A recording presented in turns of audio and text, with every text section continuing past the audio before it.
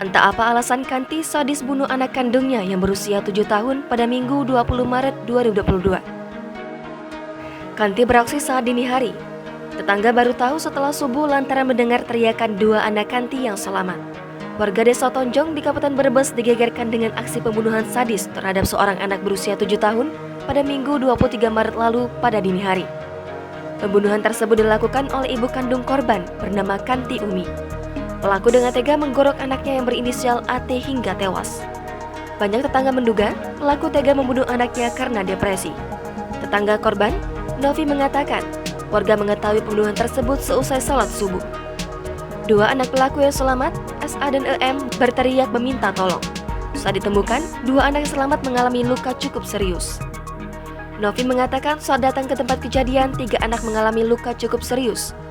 AT mengalami luka di leher hingga meninggal dunia. SA mengalami luka di bagian dada, sedangkan EM mengalami luka di bagian leher. Saat dikonfirmasi, Kasat Reskrim Polres Brebes AKP Shuaib Abdullah membenarkan bahwa telah terjadi kasus pembunuhan di daerah Tonjong.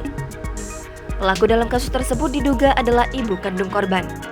AKP Shuaib mengatakan, saat ini pelaku sudah diamankan dan sedang diperiksa oleh petugas kepolisian. Sementara untuk motif masih dalam proses pendalaman dan pemeriksaan. Jangan lupa subscribe, share, komen, dan like ya!